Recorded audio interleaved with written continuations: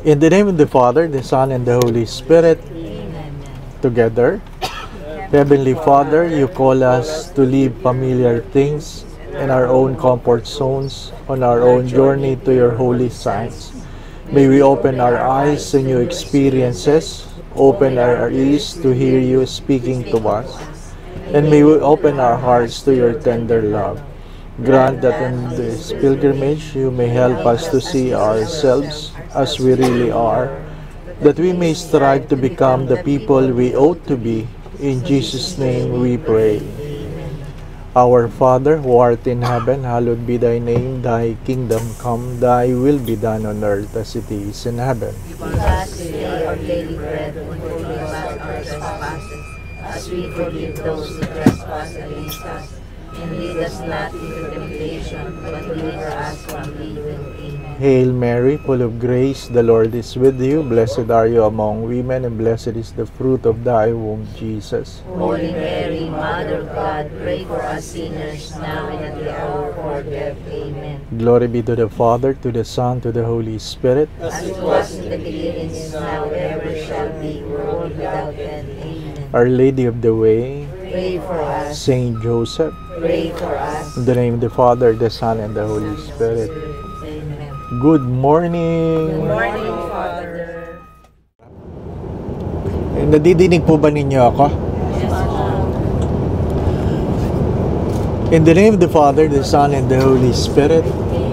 God, our loving Father, we ask for the grace to hear what we ought to hear, to see what we ought to see, that we might do what we ought to do. In Jesus' name we pray.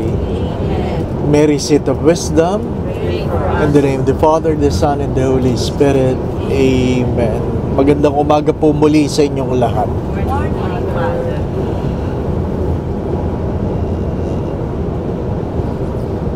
What we are today is not about our dreams, our aspirations, our hopes, but who we are today is a product of our choices.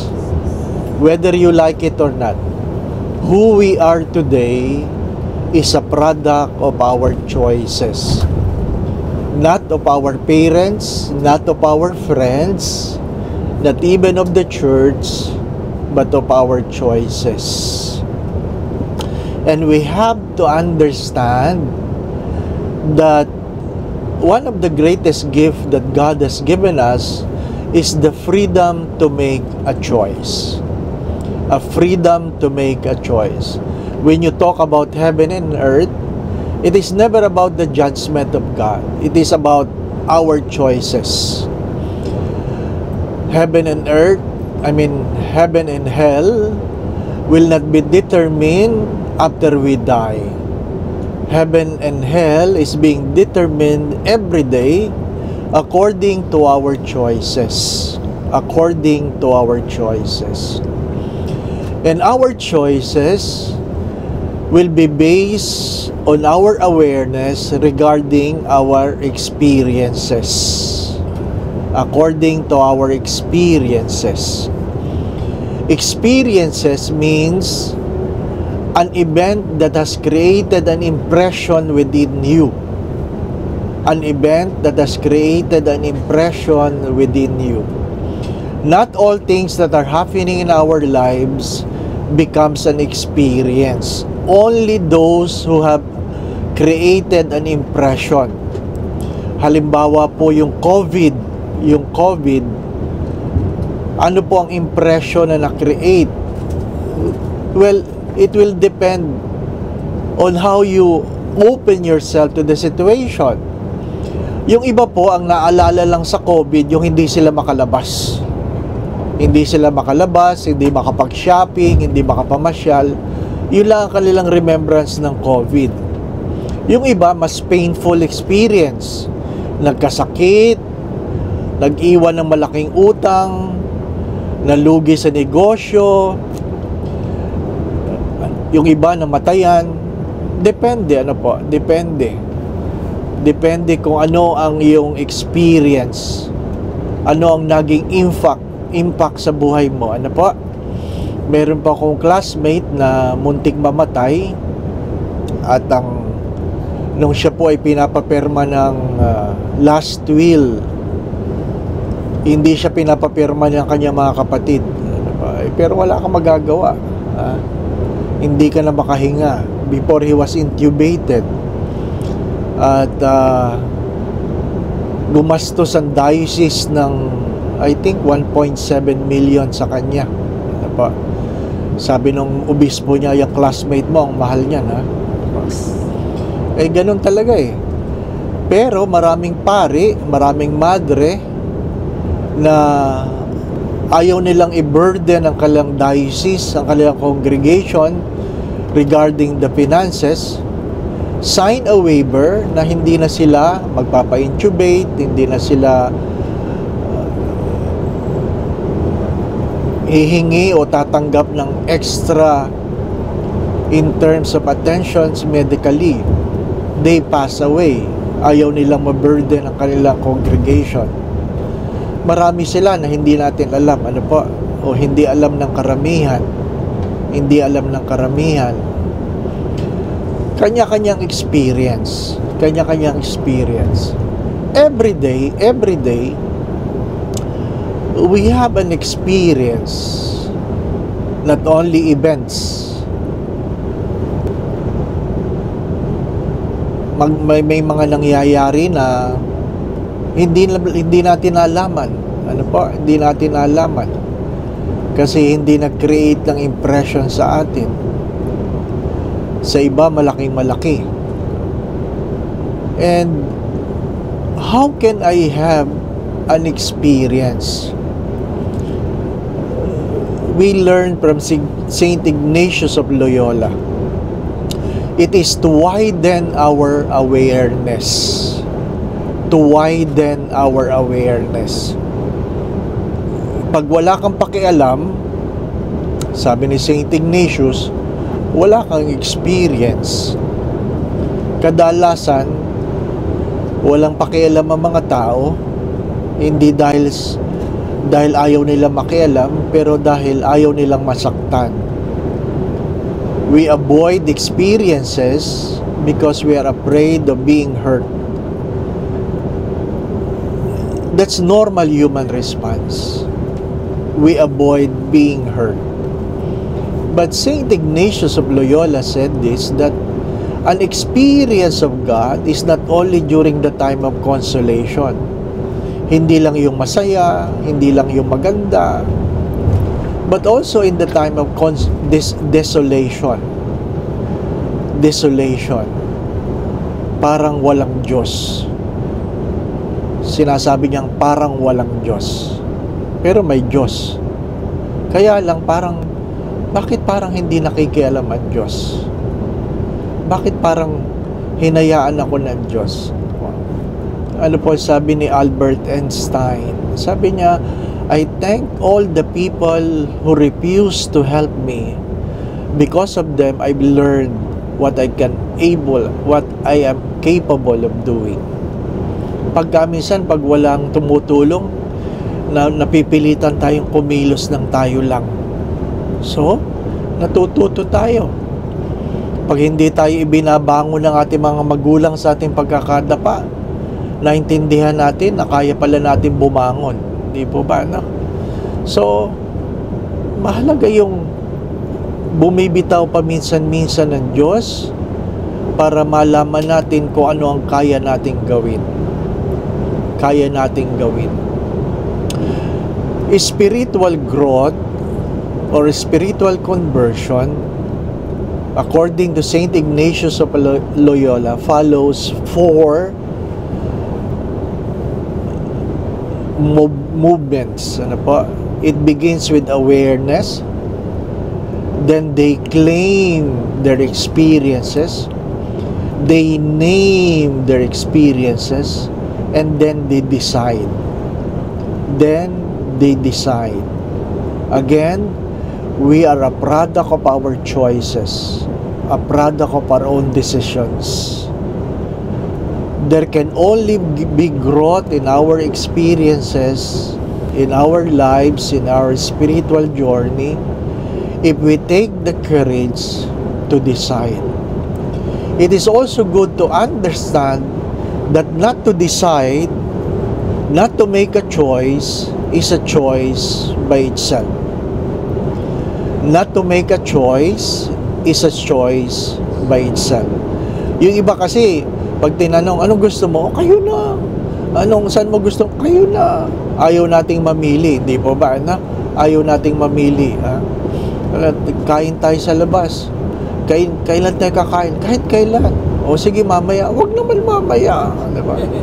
Pag sinabing, saan mo gustong kumain? Kahit saan. Dinala mo sa Jollibee, ba't naman dito tayo kumain? Ayaw mamili. Ayaw mamili. Worse, ayaw gumastos. Di po ba? Worse, ayaw gumastos. My dear friends, my dear brothers and sisters, Stephen Covey have said this: if you will not live your life, then somebody will live it for you. If you will not make a choice, somebody will make a choice for you. And you might end up doing a life that is dictated to you rather than a life you wanted to be. You might end up in regrets for not making a choice. So mahirap yun, napunta tayo sa impyerno, hindi dahil ayaw natin sa langit, kundi dahil ayaw nating magdesisyon. Heaven is a choice. Heaven is a choice. Hindi po libre ang langit. Ano pa? It is a product of our choices. Not before we die, but the kind of choices we make today. Every day. Every day. So, ano pong una?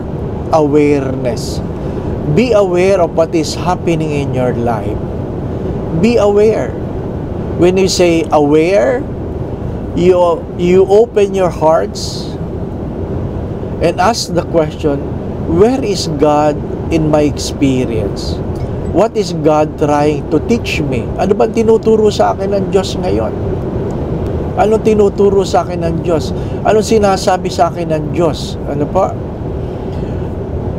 Palaging nagsasalita ang Diyos, kaya lang hindi naman lahat nakikinig. Ang Diyos ay palagi nagsasalita. Kaya pag, Father, paano ba marinig ang Diyos? Eh, di makinig ka sa Diyos. Ano pa? Makinig ka. Makinig ka sa mga bagay, hindi lamang yung gusto mong marinig, kundi doon sa mga bagay na ayaw mong marinig. Ayaw mong marinig. As C.S. Lewis have said this, joys are the whispers of God, pains are the shouts of God. Sa mga kasaganahan, kasayahan, sa mga pagtawa, bumubulong ang Diyos. Sa bawat pagluha, kahirapan, sumisigaw ang Diyos. Bakit sumisigaw ang Diyos? Kasi may mga pagkakataon na nagsasalita ang Diyos, ngunit hindi tayo nakikinig. Hindi tayo nakikinig. Bakit tayo hindi nakikinig? Isa lang ang sagot, hindi tayo interesado.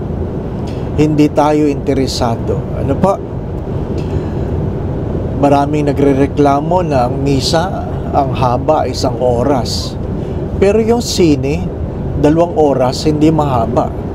Yung concert, 4 na oras, hindi mahaba. Nakatayo yun. Ano pa? Ay, depende sa interest. Depende sa interest.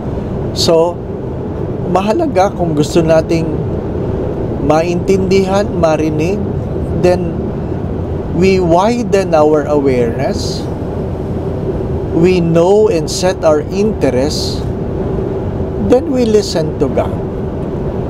Aware ka ba na hindi ka na bata? Aware ka ba na hindi ka na ganun kalakas? Aware ka ba na, sorry for saying this, malapit na tayo? Di po ba, no? Malapit na tayo. Ano ibig ko sabihin malapit na tayo? Hindi na tayo magtatagal sa mundong ito. Si Father naman. Ganun talaga ang katotohanan. As the scripture said, life is only 70, 80 for those who are strong. Whether you like it or not, it will come. Some live longer, but nobody lives forever. Sabi nga ng isang manunulat, sabi niya, I've learned through the years that the most dangerous advice you can hear and perhaps you have heard is that you're young and you have the luxury of time. And that is not true. That is not true. Yes, you may be young, but it doesn't mean you are healthy. You might be young, but still you don't have the luxury of time. You don't have the luxury of time. Ano po? Sabi nga nila, pag ikaw ay bata, meron kang lakas, meron kang oras, wala ka namang pera. Di ba? Nung ikaw ay nagtatrabaho na, meron kang lakas, meron kang pera, wala ka namang oras. Di ba? No? Ngayong matanda na tayo, meron tayong pera, meron tayong oras, wala nang lakas. Ano po? Hindi pwedeng meron ka lahat. Hindi pwedeng meron ka lahat. Even the book of wisdom says, people who grow in wisdom are those who know that their days are numbered. Their days are numbered. Kaya nga ito po ang paalala ko sa lahat. Ano po? Habang tayo nagkakaedad, dapat tayo lalo nag-iingat. Lalo nag-iingat sapagkat hindi na ganun kalakas ang tuhod natin. Pag tayo nadapa, nako, talagang nagkakabali-bali na ang buto. Hindi po ba? No? Huwag kayong magagalit pag tayo matanda na wala nang spare parts na available para sa atin. Ano pa? So, mag-ingat po. Ano po? Mag-ingat po. Mag-ingat palagi. Sometimes we take this for granted. Sometimes we have the difficulty to accept that I already old or I am not young anymore. Be aware. Be aware.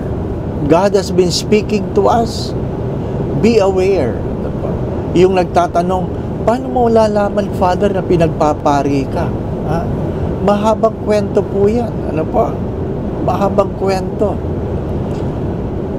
Alam ko na mabuti ang Diyos. Alam ko mapagmahal ang Diyos. Alam ko palaging tumatawag ang Diyos. Hindi naman ako lumalayo. Hindi naman ako masyadong masama. Ano pa? Pero may sama din. Ano pa? Kaya nga nung ako ay na-hold up, nasaksak ako, I believe it was the shout of God. A way of making me aware that my life is not of my own. And I was made to make a choice. I was made to make a choice. Pero binigla ba ako ng Diyos? Hindi. Nasaksakan ng 10 years, nagbilagro ang Diyos sa iyo, sa buhay ko. Pero sinabi ng Diyos na magpapari ako after 10 years. After 10 years. It was the time when perhaps I'm already ready to hear what God wants me to do. Yung na-stroke ako ng 2022, sinabi ko na kagad sa Diyos, Lord, huwag mo nang antayin maka 10 years pa, baka sabihin mo sa akin kung anong gusto mong gawin ko. Ano po? I might be too old for that. Well, who knows? God knows better. So be aware. Ano man ang experiences, nagsasalita ang Diyos. Ang mahalaga ay kayo ang magtanong kung ano ang sinasabi ng Diyos. Ano ang sinasabi ng Diyos? The second stage is you name your experience. You name your experience. Ako ang na-stroke ako. Ako yung nadapa. Ako yung nanalo ng kung anuman. Ako yung na-promote. Ako yung natanggal. You name it. You put your name into it. Ano po? Ako. Ano po? Anong aking experience? kasama ko ngayon sa pilgrimage. Nasa pilgrimage po ako ngayon. Ano po? So, lumalawak yung iyong awareness because you begin to name your experience. Or, you look at your sins. You look at your problem. Anong issue? Halimbawa, tamad akong magdasal. Ano po? Hindi ako sanay magdasal, hindi ako sanay magsimba. Tamad akong makinig sa ibang tao. Pag nagsasalita ang asawa ko, nagsasalita ang mga anak ko, bigla akong inaantok. Ano po? Mayroon mga ganun eh. Mahawakan lang ng rosaryo, tulog agad. Hindi po ba? Hindi sa ayaw nila mag-rosaryo, struggle nila talaga magdasal. Ano po? Halimbawa doon sa isang parokya, sabi ng isang parokyano, alam mo, Father, yung pari namin, pag nag-homily, talagang makakatulog ka. Ano po? Hindi si Father ang may problema doon, ikaw. Ano po? Ikaw yung nakakatulog eh. Hindi naman si Father. Hindi po ba? No? So, you name your experience. What are your experiences? Pag sinabing, bakit kaya masayang-masaya ako ngayon? Ano po? Bakit kaya malungkot ako ngayon? Bakit kaya ako tamad ngayon? Kay Saint Ignatius, you must understand your feelings. Be aware of your feelings. Yung mga babae, madali ito. Sa mga lalaki, medyo nahihirapan dito kasi karamihan ng mga lalaki, pinalaki na isuppress ang kanilang feelings. Isuppress ang kanilang emotions. Ano pa? Emotions. Nung pumasok po ako sa seminaryo, ang isa sa pinakamalaking struggle ko ay nagalit ang tatay ko. Nagalit ang tatay ko. 4 years niya akong hindi kinausap. 4 years. Muntik siyang mamatay dahil doon. On my first semester, kailangan ko umuwi sa probinsya kasi I was told na pag hindi ako umuwi, baka hindi ko naabutan ng tatay ko. Nasa hospital ang tatay ko. Tinuturokan na ng pampataas ng BP. Ha? Nung tinatanong ko siya, bakit ka may sakit? Naka-oxygen na siya. Tapos, tinanong ko, galit ka ba dahil pumasok ko sa seminaryo? Tinanggal niya yung oxygen. Sabi niya, oo. Galit yun. Ano po? Naghihingalo na. Nasabi pang galit. Ano po? Sabi ko, ba't ka nagalit? Ha? Ba't ka nagalit? 4 years niya ako hindi kinakausap. Pag umuwi ako sa bahay, umaalis siya. Pag kumakain ako, ayaw niyang kumain. Pag kumain siya at kumain ako, kahit hindi pa siya tapos, titigil siya. Pag nanonood ako ng TV, ayaw niyang manood. Pag nanood siya ng TV, tumupo ako, aalis siya. Ay, ang hirap po nun. Ano pa? Talagang struggle ko yun sa Diyos. Tinatanong ko ang Diyos, bakit ang hirap naman sumunod sa iyo? Ano pa? Kaya, very, very concrete in my part, the gospel. Unless you hate your mother and father, you cannot follow me. Very concrete yan sa akin. Ano pa? To hate, hindi naman magalit. Ano pa? Is simply to declare that your love for God is greater than your love for your parents. Kinausap lang ako ng tatay ko on my 5th year in the seminary. Ano ibig sabihin ng kinausap? Natanggap lang niya. Nagsimula lang kaming maupo magkatabi. Wala naman kaming pagkukwentuhan. Ang tagal yun ang hindi nag-uusap. Anong pag-uusapan ninyo? Wala. So, nung naordinahan ako, of course, hinatid niya ako sa altar. Masayang-masaya sa doon sa picture. Ano po? And every time I celebrate my sacerdotal anniversary, nandun siya. At tinatanong ko siya, bakit ka nagalit na ako'y nagpari? Can you imagine? Ang palagi niya sagot, hindi ako nagalit. Sabi ko, sinungaling ito. Hindi ako nagalit. Munti ka lang mamatay eh. Diba? Every year tinatanong ko yun, Pa, bakit ka nagalit? Palagi niya sagot, hindi ako nagalit. Ano pa? Hindi ako nagalit. Ang tatay ko, protestante. Ano pa?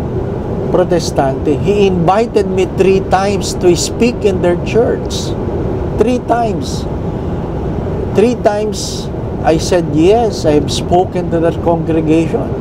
Very proud ang tatay ko na anak niya nagsasalita sa kanilang simbahan. Ano pa? Pero, pag tinatanong ko siya, bakit siya nagalit? Hindi daw talaga siya nagalit.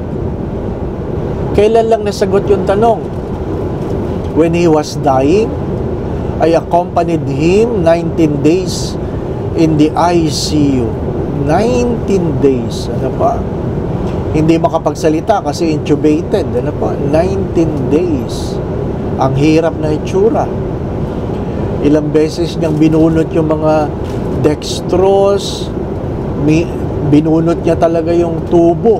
Ano pa? Sabi niya, tama na, tama na. Ha? We have to sign na do not resuscitate pag wala na. Ano pa? Kasi ayaw na talaga niya. But in the last 2 days, hinila niya yung aking mukha at nilalapit yung tenga ko sa bibig niya.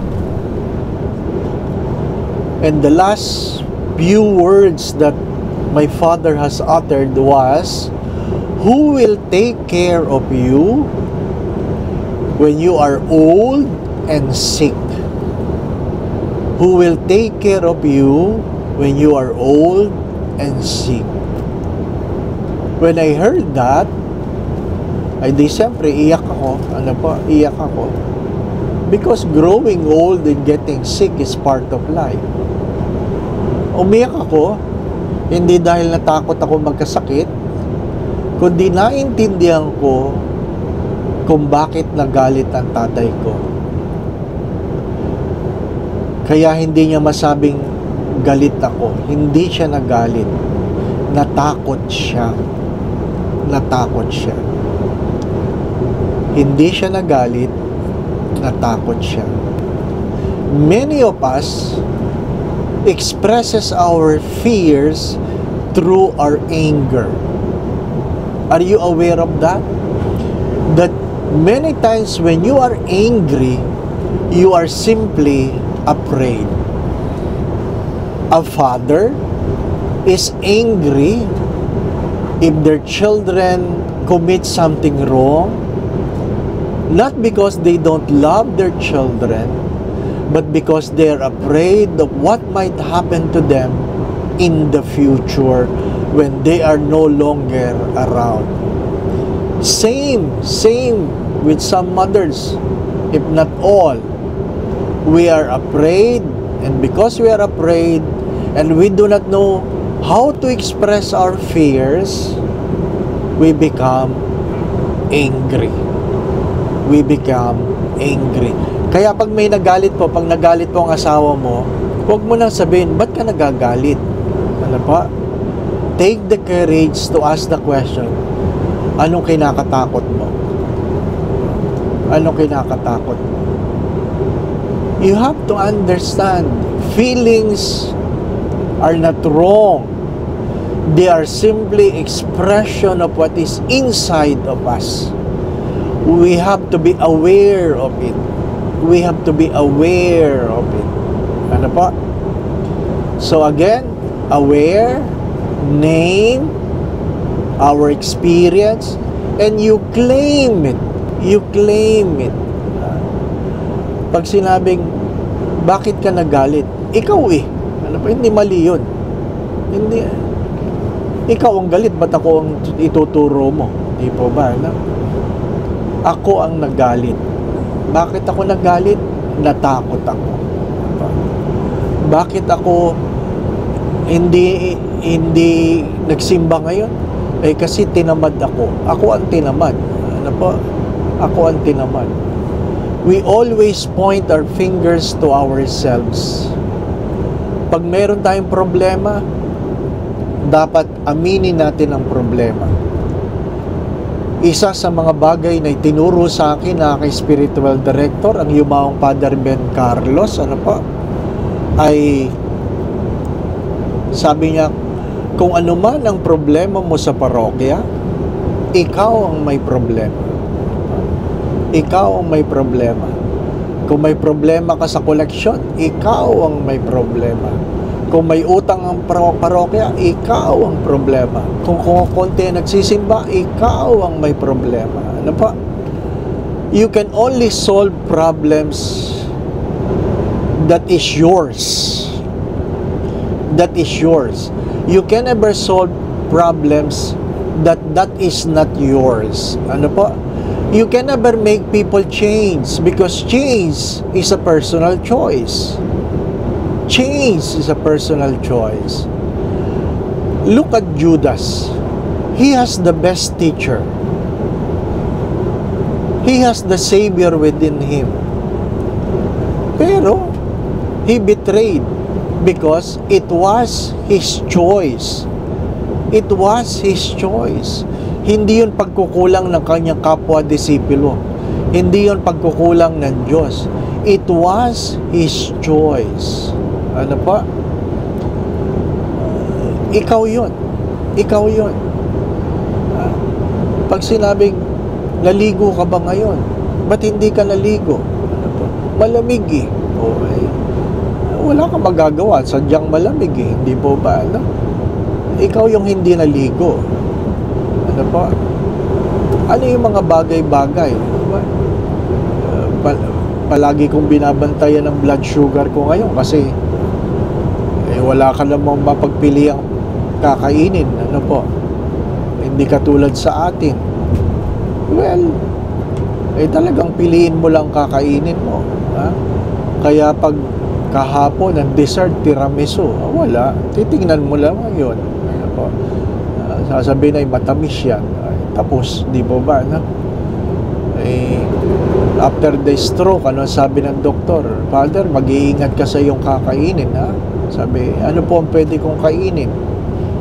Hindi, iwasan mo na lang yung hindi mo pwedeng kainin. Ano po yung hindi ko pwedeng kainin? Lahat ng masarap, bawal. O, di tapos, di po ba? No? Ay, pag yan ang masarap po ba yan? Opo, ay bawal. Di madali lang ang choice. Madali lang ang choices, hindi po ba? No? Hindi yung kasalanan ng pagkain. Ha?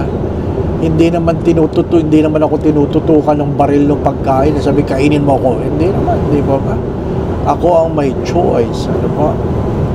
I claim it. Ako ang may sakit. Ha? Ako ang may sakit. Minsan, nasa meeting ako, ang dessert ay mango sago. Ano po? Tiningnan ako ng isang doktor, sabi niya, bawal sa yan. Sabi ko, kaya nga, di ko na dinampot. Yung isang kasama namin sa meeting, diabetic, sabi, bakit? Sabi niya, bakit? Kinakain niya yung mango sago. Sabi niya, diabetic siya eh. Sabi niya, diabetic din naman ako eh. Di ba? Wala akong magagawa. It's your choice. It's your choice. Ano pa? Mahirap yung may gamot naman eh. Talagang ganun. Ano pa? We are a product of our choices. Again, be aware, increase your interest so that it will widen your awareness. You name your experience. You claim that you have the problem. It is you. Ano po? Ako. At hindi, walang ibang masisisi kundi ako. Kaya nga sabi nung nanay sa anak, anak, alam mo namang hirap magpaaral ngayon. Bakit naman ikaw ay bagsak? Ano sagot ng anak? Ma, huwag ka na magalit. Marami naman kami. Ano po? Yun ang problema. Ano po? We make a choice not based on what we know what is right or wrong. Some people make a choice because it is what others have chosen. Yun ang pinipili ng marami. Hindi ibig sabihin pinili ng marami, yun ang tama. Hindi ibig sabihin niya na pinipili ng marami, yan ang tama. Ano pa? Make a choice. And make a choice for God. And after knowing this, then you decide. You decide. You decide that only what is good. You decide not only what is pleasing, what is beautiful. You decide that only what can bring you more money. You decide what can make you a better person. You have to accept this, that we have learned more wisdom in our failures than in our success.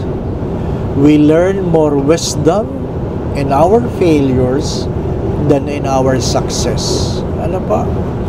Kahit si Barbara Streisand, sabi niya, there are no mistakes in life, only lessons to learn. Barbara Streisand yan, ha? There are no mistakes in life, only lessons to learn. Ano ang natututunan ko araw-araw?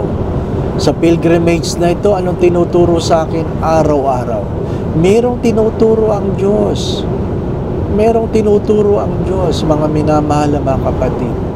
You only need to be aware and you only need to be interested.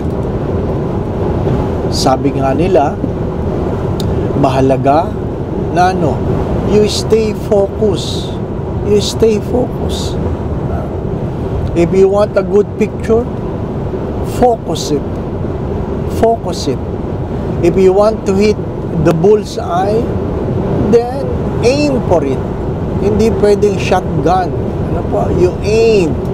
Stay focused. Second, you must know your priorities. You must know your priorities. As we grow older, hopefully, priorities are getting clearer. Because when priorities are clear, decisions are easily made. If you find difficult making decisions, it means you do not know your priorities. When priorities are clear, decisions are easily made. Stay focused, know your priorities. Third, this is the secret. Ora et labora. Pray while you work while you pray. Ano pa? Hindi pwedeng puro dasal. Kailangan kumilos, kailangan magtrabaho. Hindi pwedeng puro trabaho na hindi nagdadasal. Because if the Lord will not bless the works of our hands, we labor in vain. If the Lord will not bless the works of our hands, we labor in vain. So we pray while we work while we pray. We pray while we are in the pilgrimage, and we continue to walk while we pray. Again, stay focused, know your priorities, live a balanced life, ora et labora. And the fourth one is, do not be afraid to make painful decisions for God. Not just a painful decisions, but for God. Ano po? Decide for God, regardless how painful. If you make joyful decisions for God, so be it. But always make a decision for God, regardless how painful. Regardless how painful. Ano po? It was a very painful decision to enter the seminary.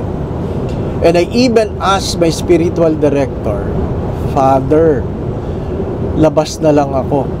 Ayaw ko namang ako ang i-blame ng aking mga kapatid. Dahil ako ang dahilan ng kamatayan ng aking tatay. Ano po? Ano sabi ng spiritual director? Sabi, bakit? Namatay na ba? Hindi naman.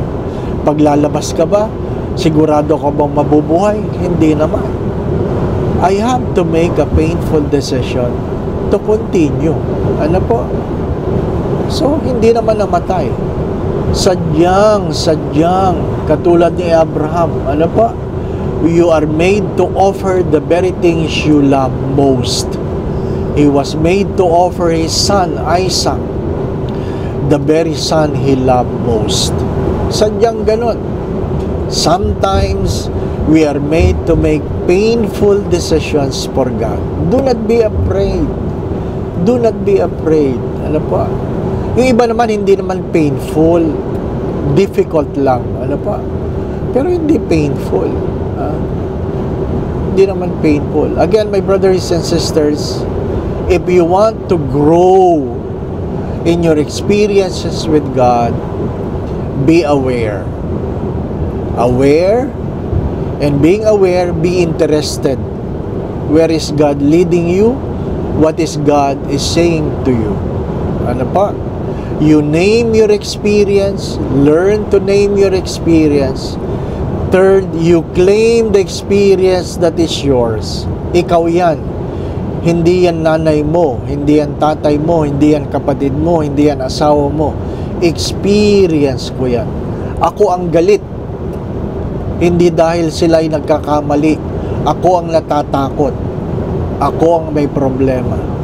Kung ikaw may problema, then kaya mong baguhin ang iyong sarili. Then you decide.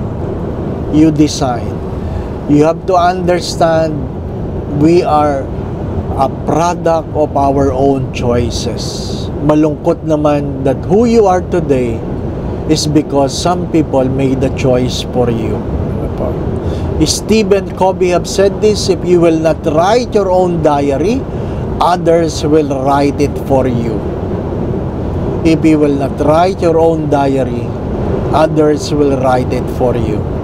So, stay focused, know your priorities, because when priorities are clear, decisions are easily made. Live a balanced life, orate labora.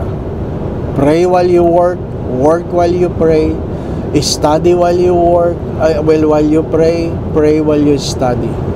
Whatever you do, don't forget to pray. And lastly, make a choice for God. Decide.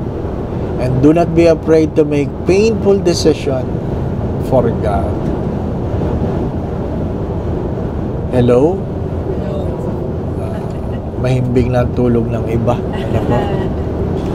Muli po si Father Dave, patuloy na naglalakbay tungo sa kaharian ng Diyos. Ano po? Naway pagpalain tayo ng Diyos sa ngalan ng Ama, Anak at Espiritu Santo.